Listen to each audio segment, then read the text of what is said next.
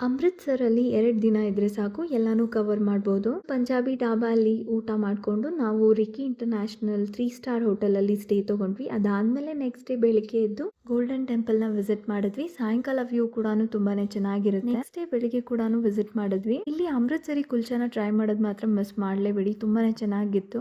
ಹಾಗೆ ಪರಾಟ ಮತ್ತು ಪೂರಿ ಎಲ್ಲ ಟ್ರೈ ಮಾಡಿಬಿಟ್ಟು ಅಲ್ಲಿಂದ ನಾವು ಶಾಪಿಂಗ್ಗೆ ಅಂತ ಬಂದ್ವಿ. 400 ರುಪೀಸ್ಗೆಲ್ಲ ತುಂಬಾ ಚೆನ್ನಾಗಿರೋ ಜೂತಿ ಸಿಗುತ್ತೆ. ಅದಾದಮೇಲೆ ತಲೆಗೆ ಹಾಕೊಳ್ಳೋ ಕುಚ್ ಕೂಡ ತೊಗೊಂಡ್ವಿ. ಅದಾದಮೇಲೆ ಒಂದು ಸ್ಮಾಲ್ ನೈಫ್ ತೊಗೊಂಡು ಪುಲ್ಕಾರಿ ದುಪ್ಪಟ್ಟ ಕೂಡ ತೊಗೊಂಡೆ, ತುಂಬಾ ಚೆನ್ನಾಗಿತ್ತು. ಶಾಪಿಂಗ್ ಮಾಡ್ತಾನೆ ಹಾಗೆ ಸ್ವಲ್ಪ ಕ್ಯಾರೆಟ್ ಹಲ್ವಾ ಮತ್ತು ಪಂಜಾಬಿ ಫೇಮಸ್ ಲಸ್ಸಿ ಹಾಗೆ ಬಾದಾಮ್ ಮಿಲ್ಕ್ ಎಲ್ಲ ಟ್ರೈ ಮಾಡಿದ್ವಿ. ಅದಾದಮೇಲೆ ರಾತ್ರಿ ಡಿನ್ನರ್ಗೆ ಅಂತ ಅಮೃತ್ಸರಿ ಹವೇಲಿಗೆ ಹೋಗಿದ್ವಿ. ಫೋಟೋಸ್ ಎಲ್ಲ ತಗೊಳ್ಳೋದಕ್ಕೆ ತುಂಬಾ ಚೆನ್ನಾಗಿ ಅನಿಸುತ್ತೆ. ಹಾಗೆ ಪಂಜಾಬಿ ಫುಡ್ ಕೂಡ ಚೆನ್ನಾಗಿತ್ತು. ಪಂಜಾಬಿ ಥಾಲಿ ಹಾಗೆ ಪಂಜಾಬಿ ಲಸ್ಸಿನ ಟ್ರೈ ಮಾಡಿದ್ವಿ. ಇನ್ನು ನೆಕ್ಸ್ಟ್ ಡೇ ಪಂಜಾಬಲ್ಲಿ ನಿಂತ್ಕೊಂಡು ಸರ್ಸೋದ ಸಾಗ್ ಹಾಗೆ ಮಕ್ಕಿದಿ ರೋಟಿನ ಟ್ರೈ ಮಾಡಿಲ್ಲ ಅಂದರೆ ಹೇಗೆ, ಹೀಗಾಗಿ ಅದನ್ನು ಕೂಡ ಟ್ರೈ ಮಾಡಿದ್ವಿ. ತುಂಬಾ ಚೆನ್ನಾಗಿತ್ತು.